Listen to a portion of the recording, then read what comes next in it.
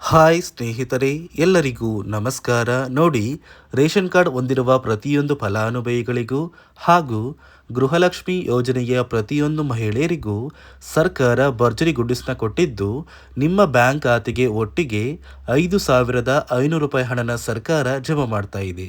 ಹೌದು ವೀಕ್ಷಕರೇ, ಗೃಹಲಕ್ಷ್ಮಿ ಯೋಜನೆಯಲ್ಲಿ 2,000 ಹಣ ಬದಲು 4,000 ಹಣನ ನಿಮ್ಮ ಬ್ಯಾಂಕ್ ಖಾತೆಗೆ ಜಮಾ ಮಾಡ್ತಾ ಇದ್ದು, ನಾಳೆ ಭಾನುವಾರ ಫೆಬ್ರವರಿ 1ರಂದು ಕರ್ನಾಟಕದ ಒಟ್ಟು 26 ಜಿಲ್ಲೆಗಳಿಗೆ ಈ ಗೃಹಲಕ್ಷ್ಮಿ ಯೋಜನೆಯ 4,000 ಹಣ ಜಮಾ ಆಗ್ತಾ ಇದೆ. ಅದೇ ರೀತಿ ರೇಷನ್ ಕಾರ್ಡ್ದಾರರ ಒಂದು ಬ್ಯಾಂಕ್ ಖಾತೆಗೂ ಕೂಡ 1,500 ರೂಪಾಯಿ ಹಣನ ಸರ್ಕಾರ ಜಮಾ ಮಾಡ್ತಾ ಇದೆ. ಒಟ್ಟು ಪ್ರತಿಯೊಂದು ಫಲಾನುಭವಿಗಳಿಗೂ 5,500 ರೂಪಾಯಿ ಹಣ ಬರ್ತಾ ಇದ್ದು, ಯಾರಿಗೆಲ್ಲ ಈ ಒಂದು ಹಣ ಬರ್ತಾ ಇದೆ ಮತ್ತು ಯಾವ ಕಾರ್ಡ್ದಾರರಿಗೆ ಈ ಒಂದು ಹಣ ಬರ್ತಾ ಇದ್ದು, ಯಾವ ಜಿಲ್ಲೆಗಳ ಫಲಾನುಭವಿಗಳಿಗೆ ಈ ಒಂದು ಹಣ ಜಮಾ ಆಗ್ತಾ ಇದೆ ಅಂತ ನಾನು ನಿಮಗೆ ತಿಳಿಸ್ಕೊಡ್ತಾ ಇದ್ದೀನಿ. ಅದಕ್ಕಿಂತ ಮೊದಲು ನೋಡಿ ವೀಕ್ಷಕರೇ, ನೀವೇನಾದ್ರೂ ಇನ್ನೂ ಕೂಡ ನನ್ನ ಚಾನಲ್ನ ಸಬ್ಸ್ಕ್ರೈಬ್ ಆಗಿಲ್ಲ ಅಂದರೆ ದಯವಿಟ್ಟು ಪ್ರತಿಯೊಬ್ಬರು ಚಾನಲ್ನ ಸಬ್ಸ್ಕ್ರೈಬ್ ಮಾಡ್ಕೊಳ್ಳಿ, ಹಾಗೆ ವಿಡಿಯೋಗೆ ಒಂದು ಲೈಕ್ನ ಕೊಡಿ. ಹೌದು ವೀಕ್ಷಕರೇ, ಸರ್ಕಾರದಿಂದ ಗೃಹಲಕ್ಷ್ಮಿ ಹಾಗೂ ರೇಷನ್ ಕಾರ್ಡ್ ಹೊಂದಿರುವ ಪ್ರತಿಯೊಂದು ಫಲಾನುಭವಿಗಳಿಗೆ ಭರ್ಜರಿ ಗುಡ್ಡಿಸ್ನ ಕೊಟ್ಟಿದೆ. ನಿಮ್ಮ ಬ್ಯಾಂಕ್ ಖಾತೆಗೆ ಒಟ್ಟು 5,500 ರೂಪಾಯಿ ಹಣನ ಸರ್ಕಾರ ಜಮಾ ಮಾಡ್ತಾ ಇದ್ದು, ಇಲ್ಲಿ 4,000 ಹಣ ಗೃಹಲಕ್ಷ್ಮಿ ಯೋಜನೆಯ ಫಲಾನುಭವಿಗಳಿಗೆ ಸರ್ಕಾರ ಜಮಾ ಮಾಡ್ತಾ ಇದೆ.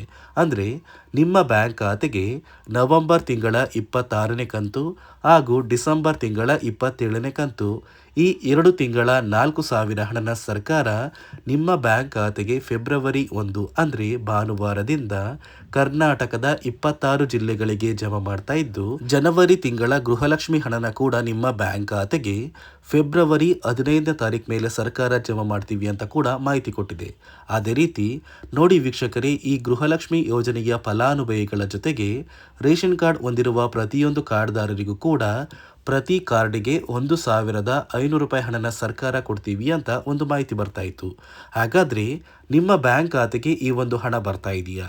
ನೋಡಿ ವೀಕ್ಷಕರೇ, ಈ 1,500 ರೂಪಾಯಿ ಹಣ ನಿಮ್ಮ ಬ್ಯಾಂಕ್ ಖಾತೆಗೆ ಬರ್ತಾ ಇಲ್ಲ. ಆದರೆ ಈ ಒಂದು ಹಣಕ್ಕೆ ಸಿಗುವಂತಹ ಆಹಾರ ಪದಾರ್ಥಗಳನ್ನ ಇನ್ನು ಮುಂದೆ ಪ್ರತಿ ತಿಂಗಳು ಸರ್ಕಾರ ಉಚಿತವಾಗಿ ಪ್ರತಿ ಫಲಾನುಭವಿಗಳಿಗೆ ಕೊಡ್ತಾ ಇದ್ದು, ಅಡುಗೆ ಎಣ್ಣೆ, ತೊಗರಿ ಬೇಳೆ, ಸಕ್ಕರೆ, ಉಪ್ಪು, ರಾಗಿ ಮತ್ತು ಗೋಧಿ, ಈ ರೀತಿಯ 5 ಆಹಾರ ಪದಾರ್ಥಗಳನ್ನ ಇನ್ನು ಮುಂದೆ ಪ್ರತಿ ತಿಂಗಳು ಸರ್ಕಾರ ನಿಮ್ಮ ಒಂದು ರೇಷನ್ ಕಾರ್ಡ್ಗೆ ಕೊಡ್ತಾ ಇದ್ದು, ಈ ಫೆಬ್ರವರಿ ತಿಂಗಳಿಂದ ಪ್ರತಿಯೊಂದು ಫಲಾನುಭವಿಗಳು ಈ ಒಂದು ಆಹಾರ ಪದಾರ್ಥಗಳನ್ನ ಕೂಡ ಪಡ್ಕೋತೀರ.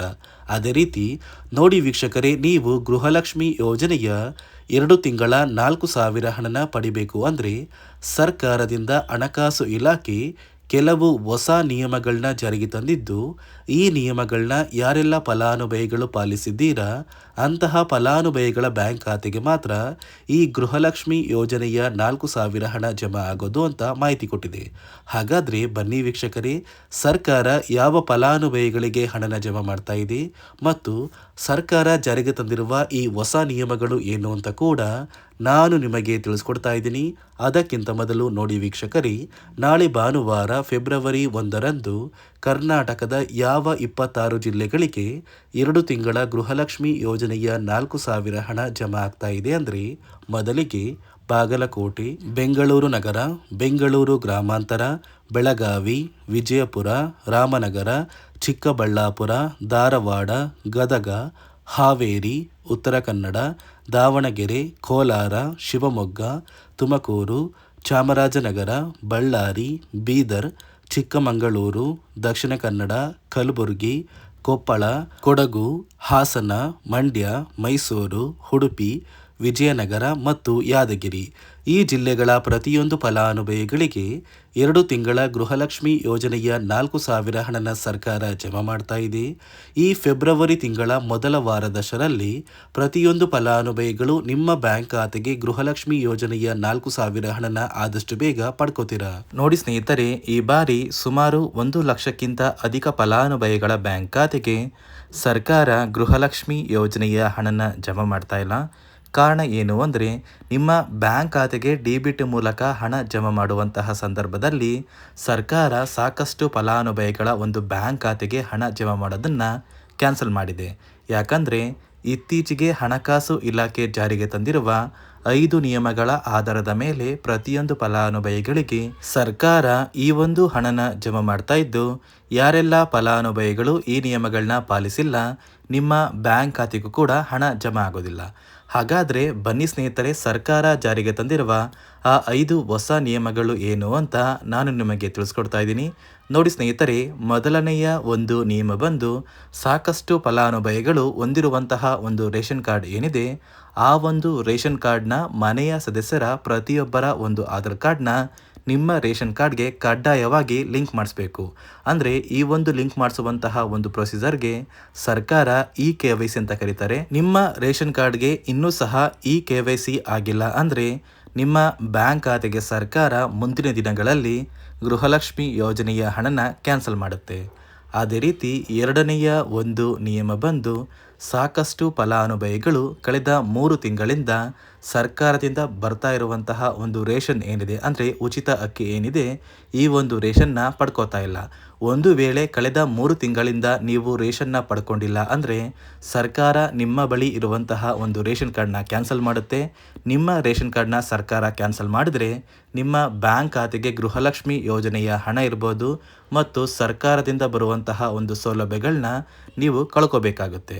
ಅದೇ ರೀತಿ ಮೂರನೆಯ ಒಂದು ನಿಯಮ ಬಂದು, ನೋಡಿ ಸ್ನೇಹಿತರೆ, ನಿಮ್ಮ ಬಳಿ ಇರುವಂತಹ ಒಂದು ಆಧಾರ್ ಕಾರ್ಡ್ ಏನಿದೆ, ಆ ಒಂದು ಆಧಾರ್ ಕಾರ್ಡ್ನ ಕಳೆದ 15 ವರ್ಷಗಳಲ್ಲಿ ನೀವು ಯಾವುದೇ ರೀತಿಯ ಒಂದು ತಿದ್ದುಪಡಿನ ಮಾಡಿಸಿಲ್ಲ ಅಂದರೆ ನಿಮ್ಮ ಬ್ಯಾಂಕ್ ಖಾತೆಗೆ ಸರ್ಕಾರ ಗೃಹಲಕ್ಷ್ಮಿ ಯೋಜನೆಯ ಹಣನ ಕ್ಯಾನ್ಸಲ್ ಮಾಡುತ್ತೆ.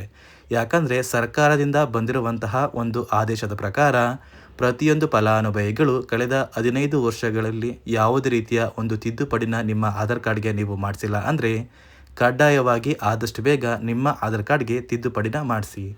ಅದೇ ರೀತಿ ನಾಲ್ಕನೆಯ ಒಂದು ನಿಯಮ ಬಂದು, ನಿಮ್ಮ ಕುಟುಂಬದ ಒಂದು ವಾರ್ಷಿಕ ಆದಾಯ 7 ಲಕ್ಷಕ್ಕಿಂತ ಕಡಿಮೆ ಇರಬೇಕು.